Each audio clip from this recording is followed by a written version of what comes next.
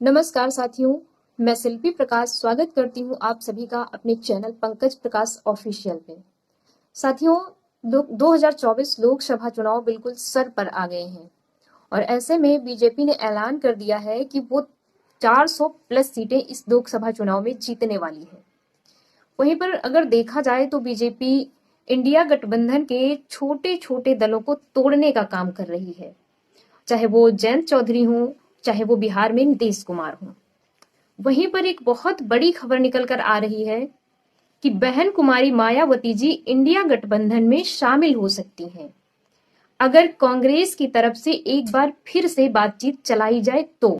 लेकिन अगर बहन जी इस गठबंधन में शामिल होती हैं तो शायद ही नजारा कुछ और होगा, क्योंकि बीजेपी ने अभी हाल ही में 5 लोगों को भारत रत्न दे करके जो ओबीसी और दलितों का वोट बांधने की कोशिश की है, शायद वो नाकाम हो जाए। फिर चाहे वो जयंत चौधरी चले गए हों, नीतीश कुमार चले गए हों, कोई भी चला गया हो, वो नाकाम हो सकते हैं। अब आप सोच रहे होंगे कि बहन जी कैसे आ सकती हैं इस गठबंधन में, आप कैसे कह सकते हो? तो दोस्तों, इसके लिए कुछ संभावनाएं हैं, क्योंकि जो चंद्रशेखर रावण हैं, अभी तक उनको इस गठबंधन में शामिल नहीं किया गया है और उनसे ये कहा भी नहीं जा रहा है कि आप इस गठबंधन में आ जाइए। और जो चंद्रशेखर रावण हैं और बहन कुमारी मायावती जी हैं, दोनों ही दलितों के मसीहा हैं और दोनों एक साथ कभी नहीं आ सकते हैं। इसलिए ये कयास लगाए जा रहे हैं कि अगर चंद्रशेखर रावण को नहीं बुलाया जा रहा है तो शायद बहन जी के आने की संभावना है, इसलिए उनको नहीं बुलाया जा रहा है। और अगर दूसरी बात करें तो दूसरी बात ये भी हो सकती है कि अखिलेश यादव ने यूपी में अपने जो लोकसभा सीटों के उम्मीदवार हैं, वो पहली लिस्ट जारी कर दी है और दूसरी लिस्ट अभी तक नहीं आई है। तो क्यों नहीं आई है, इसके लिए भी ये बात सोची जा सकती है कि शायद ही वो बहन जी का इंतजार कर रहे हों कि शायद बहन जी आ जाएंगी, इसलिए वो लिस्ट जारी नहीं हो रही है। और अगर तीसरी बात देखी जाए तो कांग्रेस ने भी अभी तक अपनी कोई लिस्ट जारी नहीं की है। और कांग्रेस ने क्यों नहीं जारी की है, जबकि अखिलेश यादव ने उन्हें 16 सांसद देने का, 16 सीटें देने का वादा भी किया है कि वो 16 सीटें दे देंगे, जबकि 11 सीटें तो दे ही चुके हैं। फिर भी कांग्रेस अपनी जो लिस्ट है वो जारी नहीं कर रही है। तो इससे भी कयास लगाए जा रहे हैं कि शायद बहन जी इंडिया गठबंधन में आ सकती हैं। वहीं पर अगर देखा जाए तो बहुजन समाजवादी पार्टी ने भी अपनी कोई लिस्ट अभी तक जारी नहीं की है और बहुत सारे लोग ये भी कहते हैं कि जो बसपा है वो भारतीय जनता पार्टी की बी पार्टी है और अगर वो अपनी लिस्ट जारी करती हैं या फिर इंडिया गठबंधन में आती हैं तो उनके ऊपर ईडी सीबीआई भेज दिया जाएगा, उनको जेल हो जाएगी।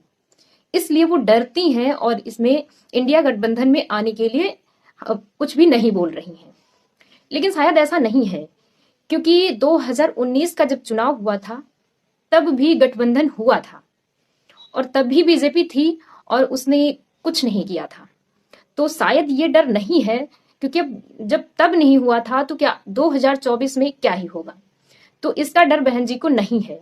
कुछ लोग ये भी कहते हैं कि अखिलेश यादव धोखेबाज हैं, उन्होंने बहन जी को धोखा दिया है, इसलिए वो शायद ही इस गठबंधन में नहीं आना चाहते हैं। तो शायद वो लोग बहुत गलत सोच रहे हैं, क्योंकि अखिलेश यादव ने जितना सम्मान बहन जी को दिया है शायद ही कोई पार्टी उन्हें दे पाएगी।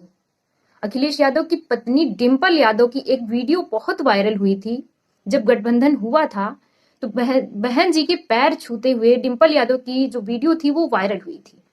तो दोस्तों, इससे ज्यादा सम्मान कौन दे सकता है उन्हें?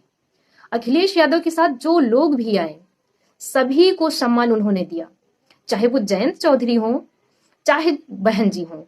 जयंत चौधरी को भी उन्होंने इतना सम्मान दिया कि जब सदन में डिंपल यादव को भेजने की तैयारी चल रही थी तो अखिलेश यादव ने डिंपल यादव को ना भेज करके जयंत चौधरी को सदन राज्यसभा भेजा था।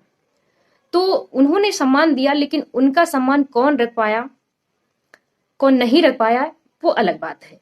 अब अगर देखा जाए तो विपक्ष में अगर कोई मजबूत नेता है तो वो अखिलेश यादव है और तेजस्वी यादव है और हेमंत सोरेन है। इसके अलावा शायद कोई नहीं दिख रहा है जो बीजेपी को टक्कर दे।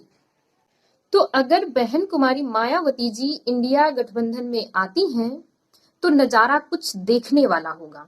और जो बीजेपी 400 प्लस सीटें जीतने का दावा कर रही है तो शायद उसकी हवा निकल सकती है और फिर से एक बार बीजेपी बैक फुट पर आ सकती है। वैसे दोस्तों, आपकी इस पर क्या राय है, हमें कमेंट करके जरूर बताइएगा। और हमारे चैनल पे अगर नए हैं तो सब्सक्राइब जरूर करिए।